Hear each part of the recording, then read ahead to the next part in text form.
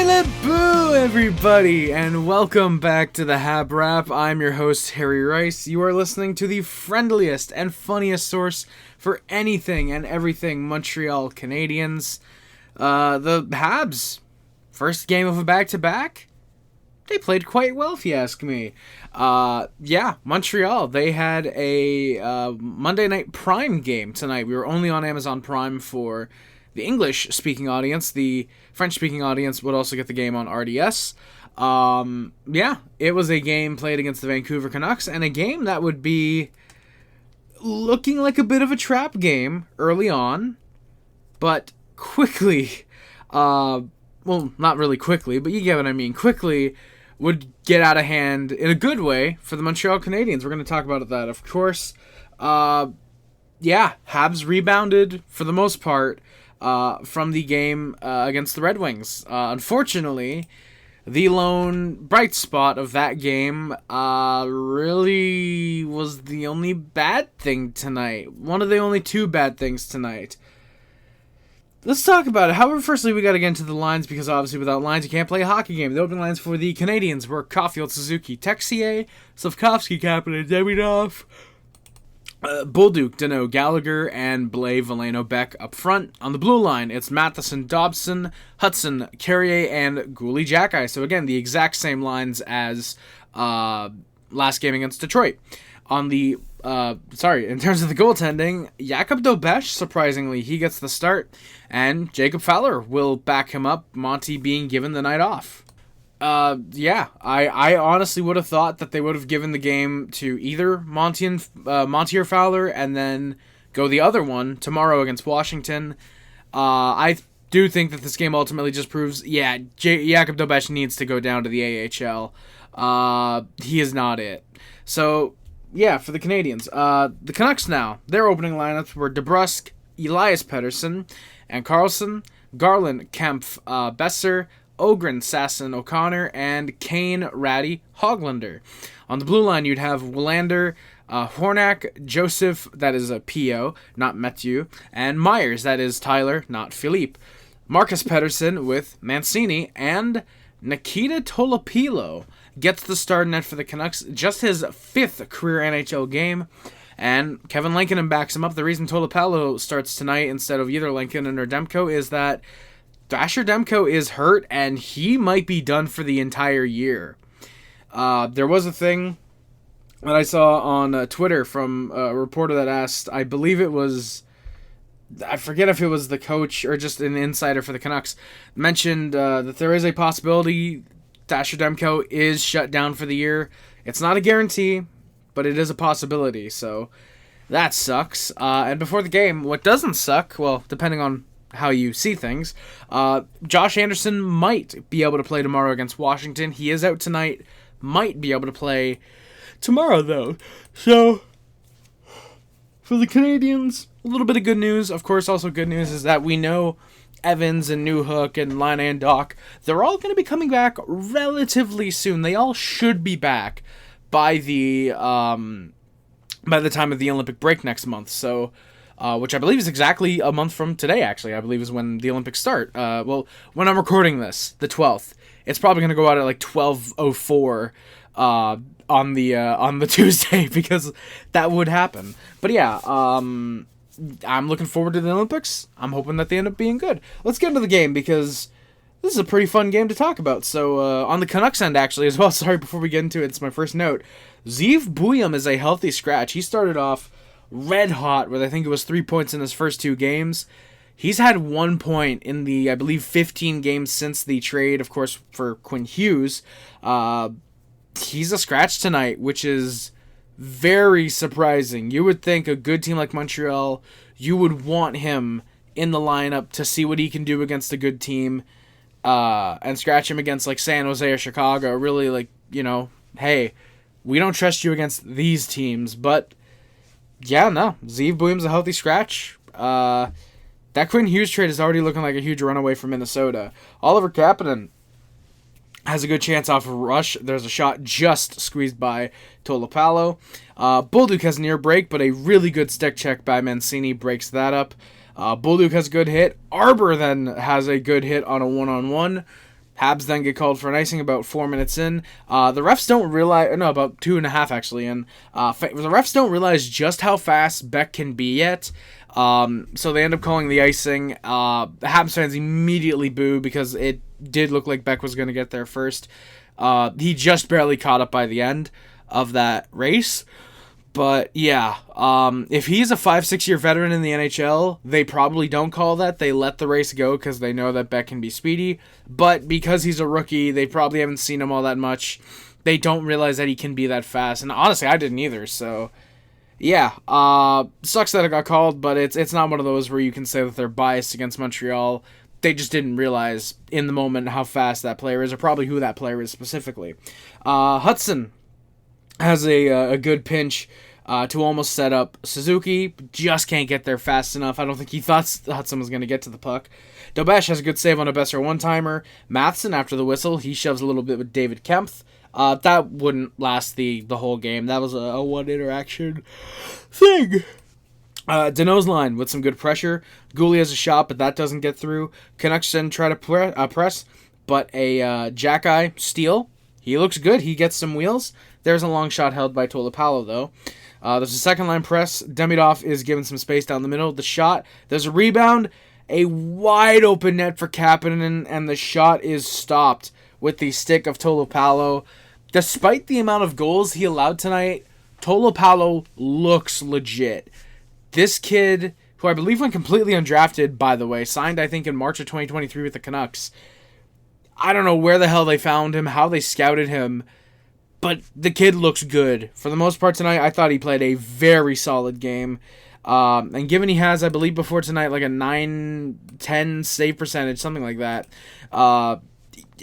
he's been pretty good so far in his NHL career. Well, this season in his NHL career. Texier right in front has a look. There's another stop for Tolopalo. Blais with a nice hit. Xhekaj with a good play as the Canucks enter the zone. Goulet has a shot off the crossbar. The shots are 8-1 Montreal halfway through the period. Habs looked like they were going to run away with this one early on. They would eventually. Canucks get their first shot in roughly 6 minutes. They start to get their legs going, and they end up scoring at with just about 8:07 left in the first period. Canucks set up off of a draw.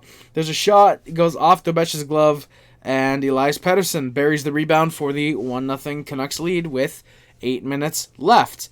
Yeah, EP40, who I do like, except when he plays Montreal, because he always seems to score. Whether the Canadiens win or don't, Pettersson always gets at least a point, it feels like. Pettersson really likes playing Montreal. But Pettersson, he gets his 12th goal of the year from Carlson and Hornak. Matheson has a big hit on Sasson at center. Dobesh needs to control his rebounds better. He needs to get that glove going. This is stuff he'll be able to work on when he's sent down to the AHL in a couple days. Habs press with 6 minutes left. There's a Xhekaj shot deflected out of play. Canucks, I had both teams' names one line apart from each other. Canadiens getting a few looks, but Canucks starting to settle in defensively. Then the Canadiens go to a power play with a 1:50 left in the first. Besser's called for a hook into the hands of Deneau. Suzuki wins the faceoff. It's down to Dobson. He risks it, and he scores! That's right. It takes not even 7 seconds on the power play with a minute 47 left in the first period. Noah Dobson with his 9th of the year. He scores from Suzuki. He puts it up high. And the game is tied all of a sudden. Noah Dobson, who looked like he was slowing down a little bit. He had a very rough December points-wise. And January was looking like it was going to be somewhere in the middle, but he gets a goal. You never know how that can do for one's confidence, one's offense. That might be a very good thing for the Canadiens. Dobson scores. Habs, again, are 1-for-1 on the power play. Dobson scores from Suzuki. Habs then press for the lead in the final minute and a half. Good first and second line cycles. Hudson with a nice dangle, but there's a pass to Suzuki. That's incomplete. Caulfield then goes high off the mask, but that puck ends up behind the net, not in the net, unfortunately. So the shots are 13-6 for the Canadiens. It's a 1-1 tie game after 20 minutes. In the second period, Jobson joins. Dobson joins a play. Right in front, there's a backhander saved by Tolipalo. And then we get a little bit of a small scrum in front. By the way, that backhand save was very good. Carlson and Caulfield got into it just a little bit. Canucks put down to pushing, and they score at a minute 50.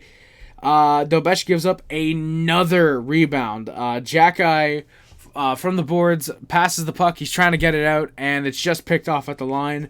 I believe it's by Atu Ratu. He skates into the middle. He gets the shot. Dobesh gives up the rebound, and Evander Kane's there. He puts home the rebound, his 7th of the year, and the Canucks' 4th line press will get the goal. Kane scores from Ratty again, just at a minute 50. That sucks. Habs do get called for an icing after a bit of Canucks zone time. Not a ton of offense there. Habs do get a rush chance. Suzuki finds Caulfield, but the shot gets saved. Carrier has a good hold at the line, and we score at 4:31 in.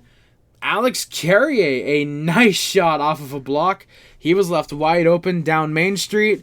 He gets the shot, and he ties the game up. Nice shot from Carries. He scores from Suzuki and Texier. And then we score again 20 seconds later. Hey, well, look at who that is. It's Alexander Carrier. He joins a rush. God, almost right off the face-off, essentially. He joins a rush.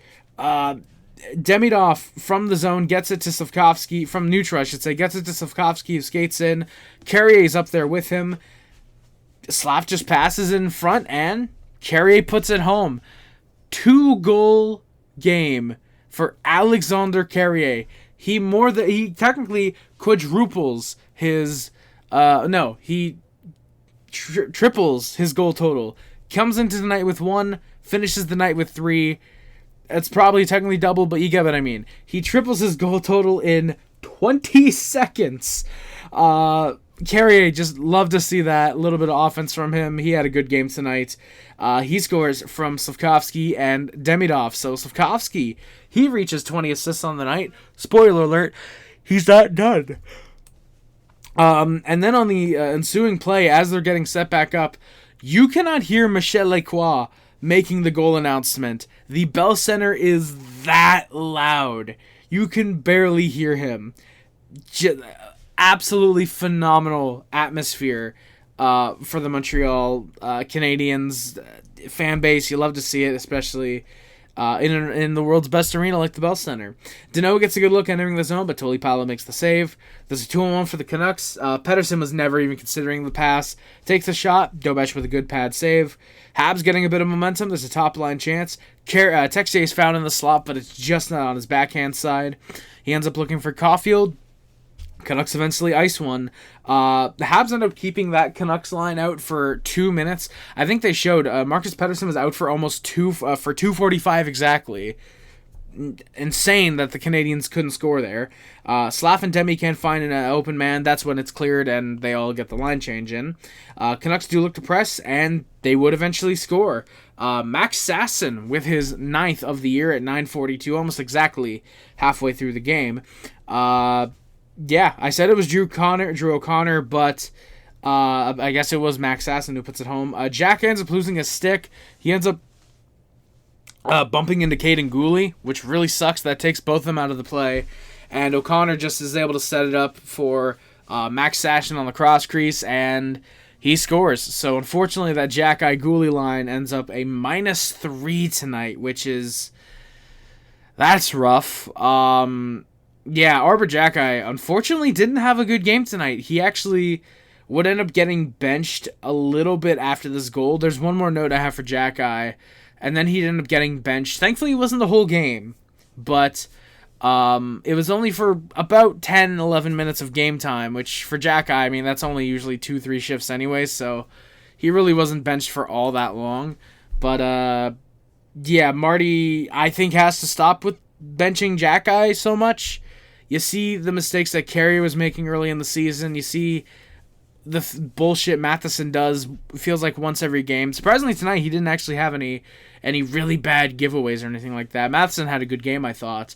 And we'll get into why in the third period. But you look at that, and then you look at the fact that Arber Xhekaj will make a mistake every 3 to 4 games. It's one mistake, you learn from it, and you move on. And Marty will continually bench him and replace him in the lineup with Struble, or when he was up with the club, Ingstrom. And it's like, that's not how you coach your third pairing. That's not how you're supposed to handle your sixth defenseman. You don't scratch them when they make a mistake. You fucking teach them, and you make them learn, you know? It doesn't help that we don't have a defensive coach right now. We have an offensive defenseman coach in Stefan Robida, who doesn't know how to coach defense. You need someone in there who can actually sit down with the guys and help them and make them learn to play defense. But yeah, so Xhekaj again would unfortunately get benched for a little while. Thankfully, though, it wasn't again the whole game. I think once we went up by a certain score, it was like, all right, yeah, Arber, there's no way you go -6 tonight. Just get out there, do your thing. So, yeah, Canucks have an near 2-on-1, but the shot is wide. Habs, I thought needed to play better D, because I said they were not going to get lucky all game to get really good chances the way that they were. And they would end up listening to me, surprisingly. Or not so surprisingly, because everybody knows I'm a genius, right? All right. For real, though, no, I'm glad that they would eventually end up somehow listening to me. Slafkovsky does have a good line rush for the Canadiens. He looks for a shot off of a behind-the-net play. Dobson joins an offensive rush, but there's no shot. Canucks end up pushing. There's an icing called on Montreal with 8 minutes left. Canucks push a little while after. They couldn't get... Hey, the Canadiens couldn't get out of their own zone for a little bit. There's a shot eventually goes out of play. That allows the Canadiens to get a change. Xhekaj with a nice hit on Kane. Ends up kneeing him in the head on a follow-through, too. You love to see that. Xhekaj would end up getting benched. I believe it was a minute or two after this, so... I don't know if Marty just didn't like that he hit Evander Kane for some reason. I don't know, maybe he's gambling buddies with Evander. Or what it was, but he would end up benching Arber shortly after this. So yeah, I'm hoping that it comes out that it wasn't a benching. Arber was maybe just in some discomfort and at a certain point felt he was good to go again. I don't know, but yeah, hopefully it wasn't actually a benching and it was just, yeah, Arber was a little hurt. He decided to stay on the bench. He eventually toughed it out and just played the rest of the game. He's fine tomorrow against Washington, but yeah, the game had slowed down, by the way, at this point. After Sassen's goal, both teams were kind of just like, all right, let's settle this in the third period. Who cares? Yeah, not a ton of offense in the last half of the third. Caulfield does have a shot with a screen. There's a good save for Tulipalo. Dobson's given some space, but there's a shot held after a bit of pressure. Habs would push in the last minute. Texier has a good hit on Elias Pettersson. Caulfield ends up shooting one in the face of Pettersson. I think what happened is it rocketed off of Pettersson's stick. Sort of like when... it's not an exact 1-to-1, but it's sort of like when... I think it was Chara got hit in the face with a puck when it rode up a stick and hit him in the skull. It was something like that. So not exactly a gang because Pettersson stayed in the game. He'd be right up, but you get what I mean. Caulfield actually found in the slot, but he just runs out of time as he looks for the leading goal. He actually thought the play was getting blown dead because he looks at the officials like what did I do? What happened? Didn't realize that it was the end of the period. So kind of like that, but at the same time, you know, you might want to be a little bit more mindful of the clock. But you know, that's one of those. That's just a funny little thing. So the shots are 26-14 for the Canadiens. It's a 3-3 tie game after 40 minutes. In the third period, we score 29 seconds in. Mike Matheson. This is where I say he has a good game. He scores his 5th goal of the year. Again, just 29 seconds in. He scores from Caulfield and Texier. Pettersson was screening his own goalie. Matheson saw that and said, hey, that top corner's up. Why don't I shoot? He does, and hey, what do you know? He scored. So, yeah, Matheson. Really nice goal. And then we're not done because we score again. Not even 40 seconds later. 38 seconds later, Juraj Slafkovsky into a wide open net. A 2-goal lead. It's off a good rush. Demidov off a pass from behind the net. He just snipes it home. Actually, I don't even know why I said wide open net. That's not even that goal. That's the next goal. But either way, Slafkovsky with a really nice snipe to go top corner as well. Yeah, Slav, good rush. Slafkovsky has been really kicking it into second gear. Don't be surprised if he finishes the year with 65 points. I could genuinely see it. Slav scores from Demidov and Hudson. Yeah, that's right. Don't forget, Lane Hudson's on this team. It seems like he's kind of taken a step back because we have Texier and Slav and Demidov right now really in the forefront.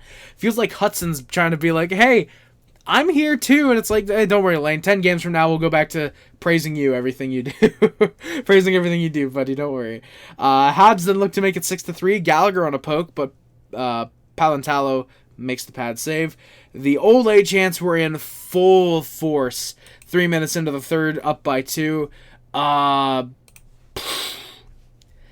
was not around for the day. Well, I was, but I wasn't watching hockey in the days of course, Saku Koivu. Well, in the case of Saku Koivu, I was busy making a woman's stomach bigger, but when he came back from cancer. But I wasn't watching in the days of 2010 and 2014. I was barely starting to watch in 2017, and of course 2021 had the COVID lockdown, so it was in Toronto, no fans in the building.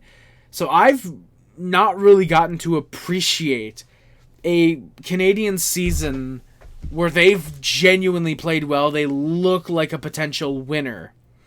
To see how hyped up that building is. Again, I was barely watching in the 16-17 season. I wasn't paying much attention to the crowd like at all. I was barely paying attention to the game as it was. I was just watching, when's the puck go in the net? It was my literal first season watching hockey. So this is the first year that I'm really getting to appreciate, while watching live, just how good the Bell Center's crowd is. And goddamn, I'd love to get to a game this season. I know the tickets are dummy expensive though, but hey, who knows? The fourth line get a look off of a Matheson shot. Blade just goes wide on a rebound. That would have been big. And then they start doing the wave about 5.5 minutes in. The Bell Center was full of energy. They were expelling all of it tonight. The only thing they didn't do, unfortunately, was play Country Roads, Take Me Home, Country Roads. I know a lot of buildings will play that if the crowd is getting into the game and they're up and the home team's up by a lot. They'll usually play it. Little bit sad they didn't tonight. I thought that would have been really awesome. They do play another song later though, and that really gets the crowd going.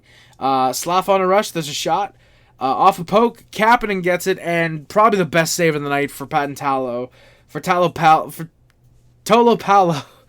I hope this guy doesn't become a consistent NHLer because I don't want to have to pronounce his goddamn name 18 different ways every time we play the Canucks. He makes the pad save on Kapanen. That was, again, probably his best save of the night. Dobech then makes a good save. He holds with 3 Canucks in front. Danault barely able to get in before Gallagher barely able to come in. Gallagher is almost offside.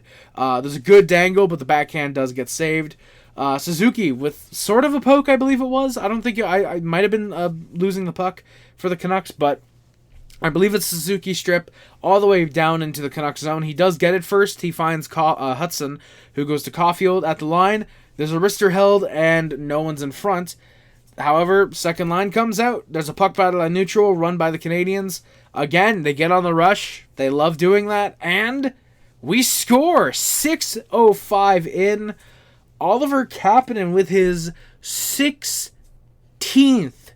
goal of the year. If you told me Oliver Kapanen was going to score 15 goals in his rookie season, I would have said, hey, probably not. We've got Doc, we've got Newhook, we got Slav, Demidov, Caulfield, and Suzuki. He's not going to have room to cut himself out on the second line. And even if you had told me, hey, Kapanen is going to be the second line center this year, I would have said, okay, so he's probably going to have 30 assists and 10 goals. If you had told me that Oliver Kapanen is on pace for about 25 goals this year, I would have said, hey, look, you're probably smoking something. Can I get some of it? Because you got to be on that good shit. But my God, Oliver Kapanen is looking like he's having a wonderful rookie season.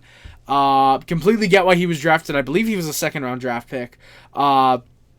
Completely see what the scouting department saw in him. He's looking like, if it's between him and Hage, it's going to be a very tough battle for who gets that 2C. But no matter what, we're going to have a damn good center core for the future. Keep in mind, whoever doesn't get to play with Slafkovsky and Demidov will probably get to play with Alexander Zarovsky. Not a bad consolation prize. There we go. I'm saying things right. But we score. It is 6-3. Oliver Kapanen in the left circle. A beauty tic-tac-toe play. Slaf, Demidov right across to Kapanen. He makes it 6-3. Talapalo is still in, by the way. He is not getting pulled. The Canucks are showing, hey, look, these goals are not on you, kid. You're playing well. Just do what you do. The team in front of you needs to wake up. Essentially, that's what they're saying. Yeah. Arber, this is where I mentioned that he was back after the goal. That's when they started playing him. That's where I mentioned earlier. There's no way you can go -6 tonight, Arber. Just get out there and play your game. After a commercial break, they were playing Sweet Caroline. The crowd was so loud doing the bum, bum, bum. They were so loud doing the fucking odele, odele. I don't listen to Sweet Caroline. I'm not white. Yeah, genuinely, it's a good song. I kid. Shout out, I was going to say Terrorist Dog. What's his name? Triumph the Insult Comic Dog. Terrorist Dog. Dude, I'm combining Ahmed the Dead Terrorist and I just said his name. I can't remember it. Triumph the Insult Comic Dog. I'm combining them now. Terrorist Dog. That's the name. Watch Hollywood Squares. Good show.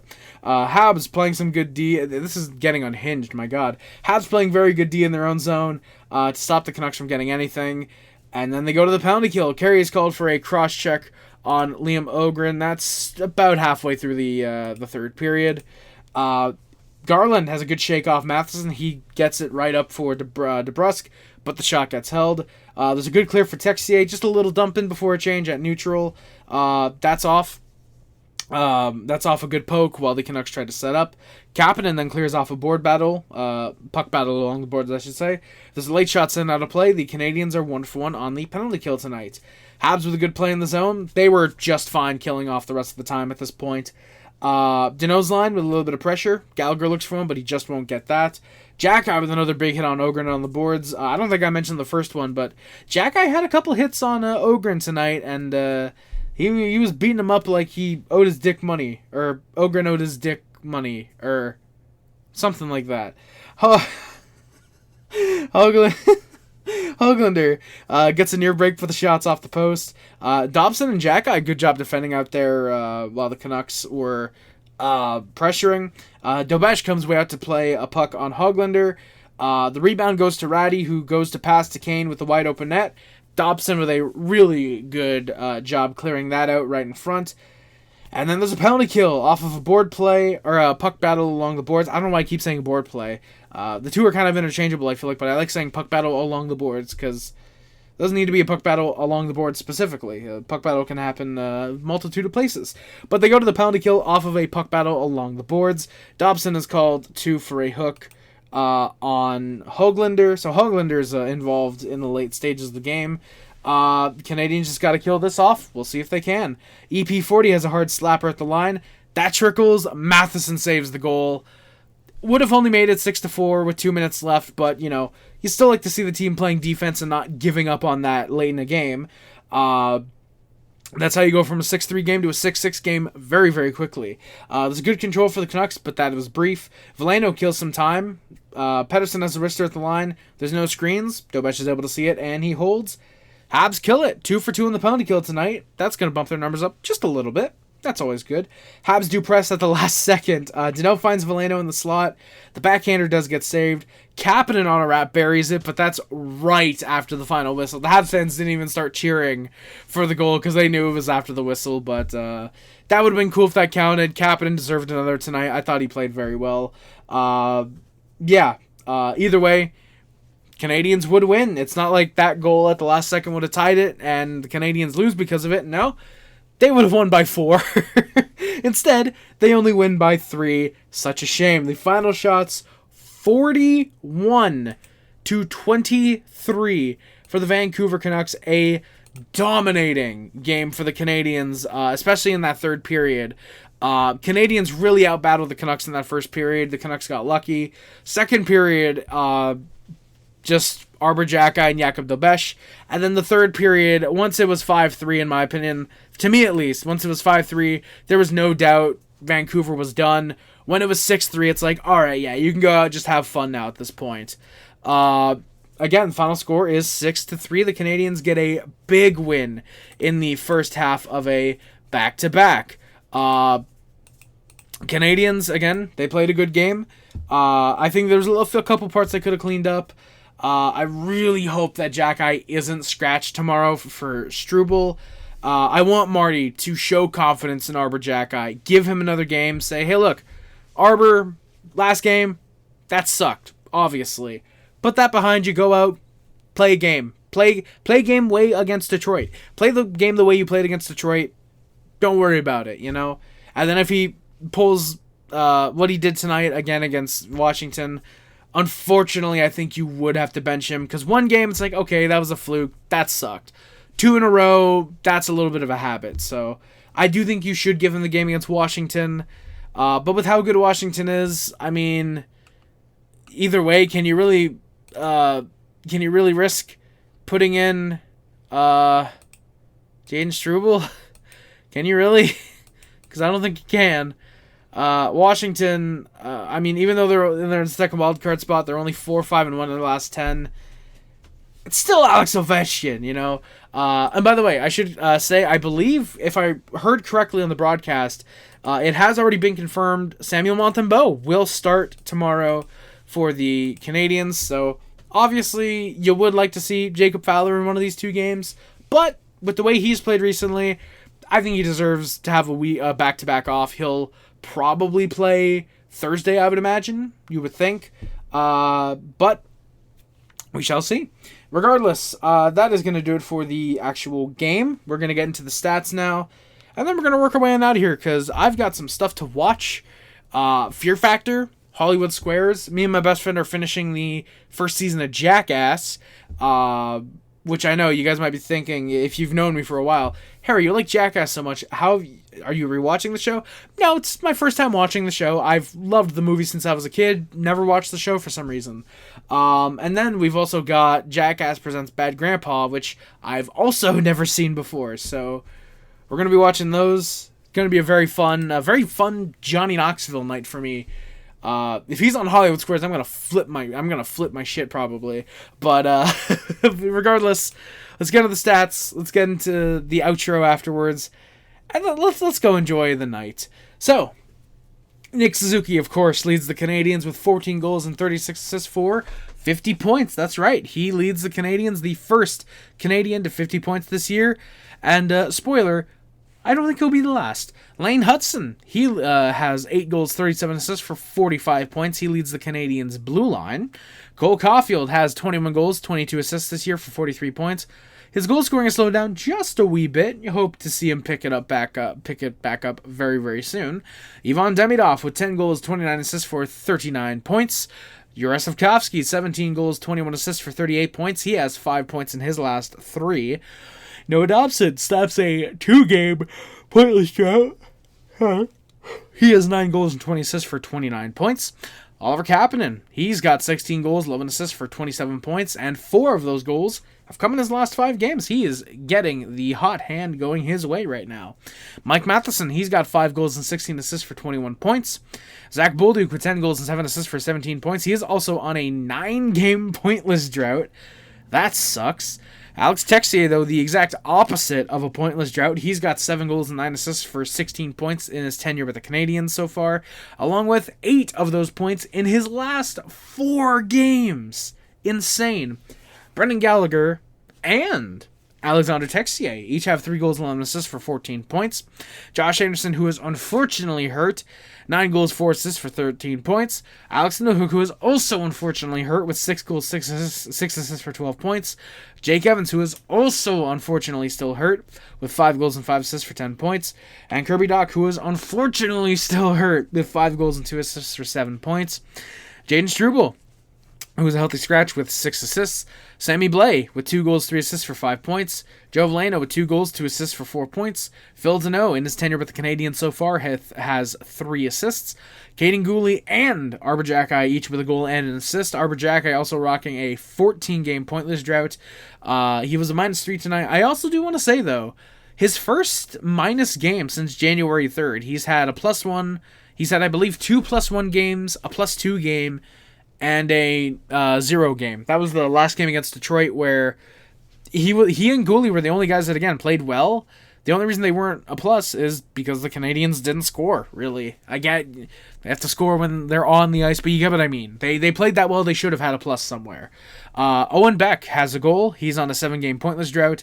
Patrick Laine, who is unfortunately still hurt. Florian Xhekaj and Jared Davidson, who are both in the AHL, each have an assist. Arber Xhekaj leads the Canadiens with 6 fights. Josh Anderson and Jaden Struble each with 2. Joe Veleno, Caden Gooley, and Florian Xhekaj all with a singular fight this year. In terms of the goaltending, Jakob Dobesh leads the way with a 14-5-3 record, a 3.01 goals against average, and an .888 save percentage.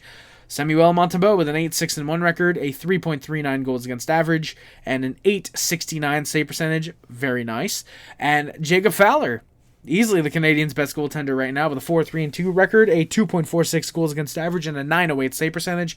He also has the lone shutout for the Canadiens' goaltenders this year.